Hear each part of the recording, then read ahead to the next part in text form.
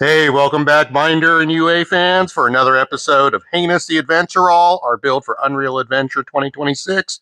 It's June 4th, 93 days before check-in of Unreal Adventure. A lot has happened in the last few weeks since the last episode, so let me get going here and show you all that we've done.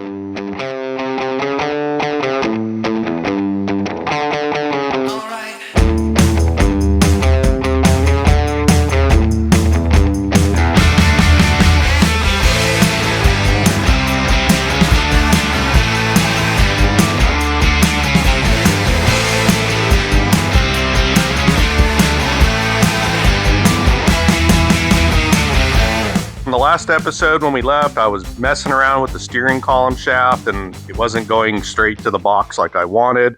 So made a phone call quick to Zaid up in the shop in the end and got me a pillow block and a couple more Borgeson joints.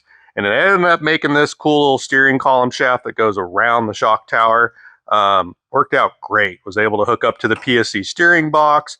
And once I got that on, I went underneath to the axle. Got the WFO Concepts ram mount trimmed down to where I need it. Got the PSC ram installed it to the axle, and pretty stoked to finally actually have some steering on it.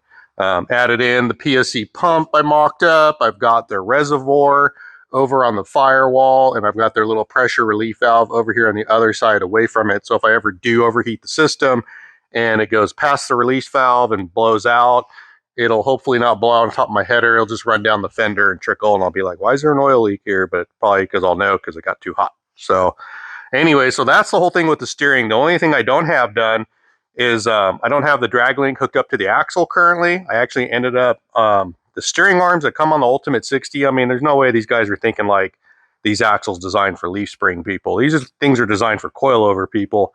And with the being spring over, as opposed to Patriot Scout and Hideous that are spring under, the way the arm dropped was just not going to work out. So I actually took it off, talked to my friend Chris Durham at Chris Durham Motorsports, and sent it off to him.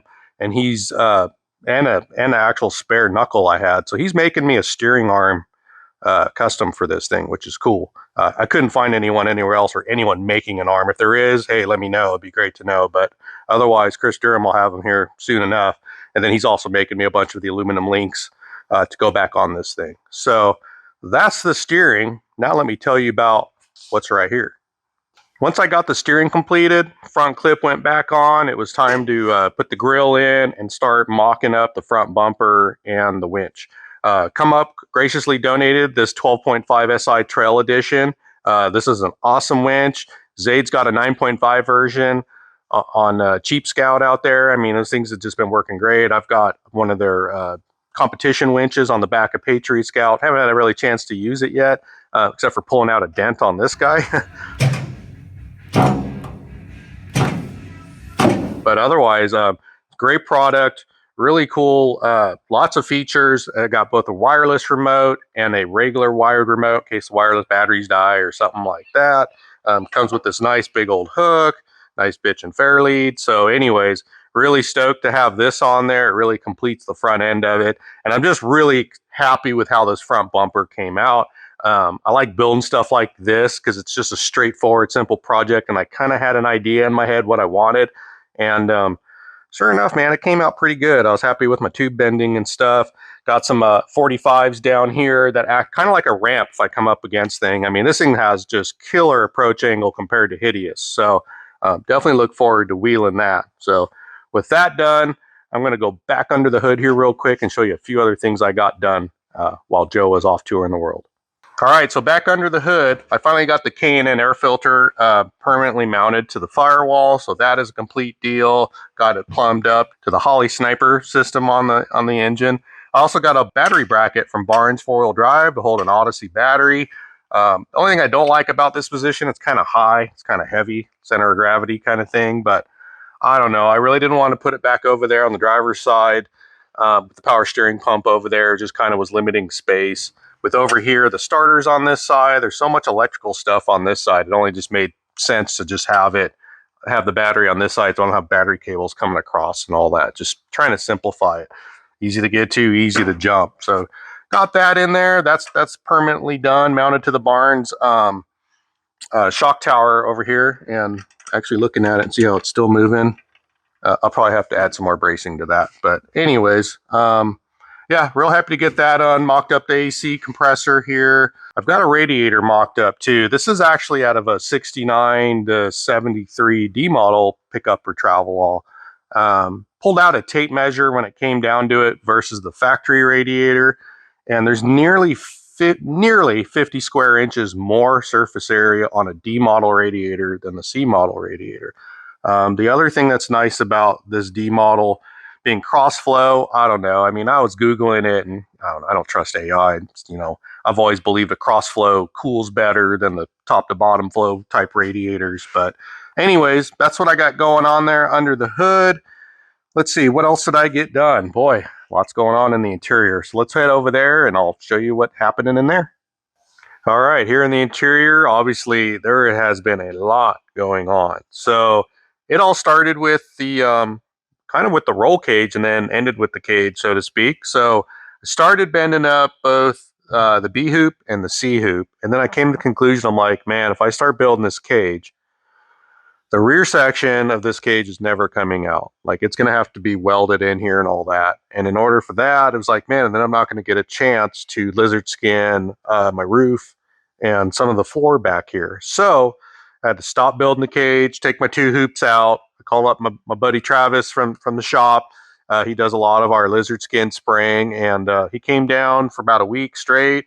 And I actually applied quite a few coats too, but we got the whole ceiling coated in lizard skins, both sound control and their heat control as well. It's like a finished little coating you put on the end. And then we got some of the back around the tubs and the rear wheel area where, we'd done all the modification to clear the shock towers and stuff. So anyways, once that was all done, that was like, shoot, man, that's like a 8-9 day process, believe it or not. You can get 2 coats in a day. There's quite a few coats. I ended up putting total of like 4 gallons of sound control and 2 gallons of the ceramic in this thing. So there's a total of 6 gallons of lizard skin just in the ceiling and the 2 back corners here. We still have the front section of the floor to do, but that's going to come out because of the front of this cage is designed to come out. I hope it does. I designed it that way. I don't know, man. This thing could totally fight me the way these interlocking joints are. But once the skin was done, put my 2 hoops back in, and then I started in the back and I built up the whole rear section. And the whole thought is, with the front section out, I should be able to kick this section forward, hopefully up to about here, and then which should drop it down, and then be able to get all the welding on top done. So I won't be doing that. I'm going to save that part for Zaid because I got to wear glasses now and I weld. It's just I blur. And when you're up and you got your head up there and you're like looking past your glasses through your welding helmet, I mean, it just wasn't happening for me. So I welded a bunch of it, but I ended up just leaving a whole bunch to be welded. I'm just going to let Zaid tackle that for me with his fresh young eyeballs on that. So anyways, once I got the rear section built, it was time to I kind of just moved forward in sections, and I concentrated on this section, but all up above though, nothing down below. Don't look at anything below right now. So I ended up doing, 3 right here, got a nice X pattern going in, did these little, I don't know, cathedral-like gussets. And let me tell you, man, that was advanced level like trimming there. Those things kicked my ass to get those done. And once I started, it was just like, I got to finish. I really like the look of them. I may have seen the design before, but it wasn't until my buddy Levi Archambault with Old Iron Off-Road, and I saw his Scout build. That's how he did his little strengthening gussets there. And I really like the look of it. I did it kind of opposite way on Patriot Scout. And I'm just like, just looks cleaner. But man, it was hard getting those angles. It's not just a perfect. Anyways, they were hard. Okay, but I'm glad to get them done. There and there. Once I got that done, it was off to the front. Made some 1 single bars here, and I kind of actually had to modify this piece because I was off on my measurements. It happens, but there's a nice strong splice in there. But got it coming all the way down to the bottom. Ended up doing 4 kind of diagonals up here for gusseting, just making it super strong. If I ever just get to the point I've run out of talent and this thing goes flopping on its side or on its top. Did the V. The whole V is designed around the factory rear view mirror, believe it or not. Like, I actually configured it to where I could fit that in there and still have that work. I did have a old windshield in here to mock everything up, so I know my clearances are good there. And then what did I do? Made my way down. I ended up throwing a dash bar in, and I still might, if I'm feeling high and mighty and have the time, tie in the upper dash bar to the lower dash bar through the dash underneath. I'd like to, but I don't know. There's 93 days to go before check-in day of UA somewhere in the United States. You know, that could be down the street at the Rubicon Trail for all I know, or that could be across country in Maine. Heck, I don't know where we're ending up at, but all I know is I've got 93 days until check-in day, and there's still a ton of stuff to do on this thing. But anyways, let me keep on going here. Once I got to that, I did my lower bars here, and like, man, you know, like the main part of the cage was done. So that pretty much gets us caught up to all the way up to about last Sunday. Like I said, today's what, Wednesday, Thursday, something like that. So anyways, got all the way caught up to that. And man, it took me like all day just to get one seat in up to that side. And in the end, I didn't like it. I just didn't like the positioning. The front of the seat was a little bit too high. The seats were a couple inches further back.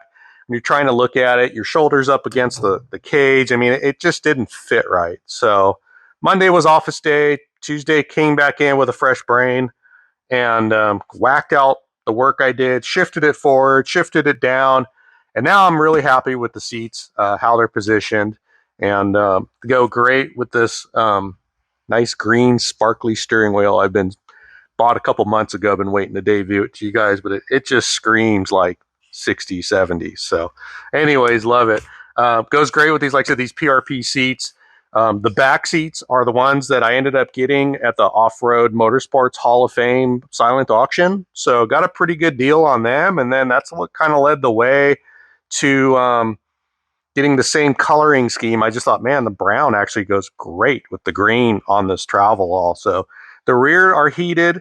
The front are both heated and cooled, of course. For this is like first class. This is second class arrangements if you're here traveling. So, but anyways, got them. These recline, really nice. I'm stoked. IH Parts America is a PRP seat dealer. So if you would like to order custom seats, let us know. You know, just build your seat on the PRP site and send the order over, and we'll see if we can get you a good enough price. But regardless, that's how far I've pretty much gotten up to this point on the interior. The rear seats obviously are just mocked up right now. That's how far I got yesterday. Like I said, by the end of yesterday, I had these seats in. I'm like, okay, I want to see it with the rear seats. Now it's starting to finally, the interior visualize and come to me. It's like I've had like, okay, I know what I need to place, but how much space am I going to have in the end? So now that I know where these are going to be positioned, I'm actually going to scoot these a little bit more forward so that they can drop down a little bit. And what I'd like to also do, since these seats don't recline and they're not on sliders, is actually make them pivot is my goal. I'm hoping to do that without a whole lot of trouble. And then that way, there's going to be all the storage is going to be behind these two seats. It's not how I'd like to have it, where I have the spare tire up front and then I have all my stuff in the back by the tailgate, easy to access. Unfortunately, the spare tire is going to fit in the back because of it's a 42-inch big old bad boy Milestar Patagonia. So anyways, so that means all my stuff's got to go up front here and be accessible. The tools, the some spare parts, food, you know, just the usual stuff. So I'm hoping to get a cooler that fits in between the two seats. So whoever's riding second class here is going to be in charge of handing out beverages and food. And anyways, up front, I was kind of working up to the point now where I took the center console. This is my old center console, Tuffy box that was in my Scout project. So it was just sitting upstairs, and it actually fits nice. But I've also got this parking brake handle, which I'd love to mount right next to the seat. I actually bought this one for the Scout project last year. It's out of some type of Jeep.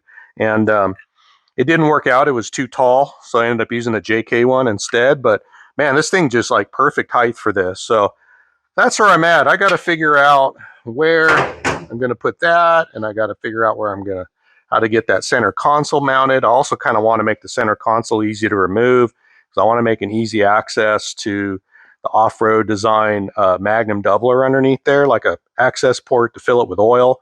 Because right now it's not that it's super tight to the floor, but it's definitely not easy to like do an oil change in the future on it. I'm trying to think ahead on all the stuff we got to do. Like I got to work on this thing after I've built it, so I can't just put it together once and then figure out how I'm going to, service certain things. So that's where I'm at with this. Man, like I said, it's slowly coming together with 90ish some days to get it done. I still got a few more trips to actually do. So physically, of those 90 days, I probably only have 70 at best working days, and out of those 70, I still got some office days. I mean, next week I load up Patriot Scout behind the Super Duty and head to Ohio for the Scout Nationals. And what else we got? I've got guys are coming out for a week to do Rubicon and Fordyce, so that'll take me off of this thing for 4 or 5 days at least. And then still got another trip to Colorado in July for an adventure. So yeah, lots going on. Not enough time. I think I've updated you all on it. So with that said, I'm going to kick cameraman Joe out of here, and I'm going to get back to work on scratching my head and figuring out this other stuff. So thanks for watching. Don't forget to like, share, and subscribe. And yeah, man, if you have any questions or comments, let me know, and we'll try to get them answered to you. Otherwise, I'm getting back to work. See ya.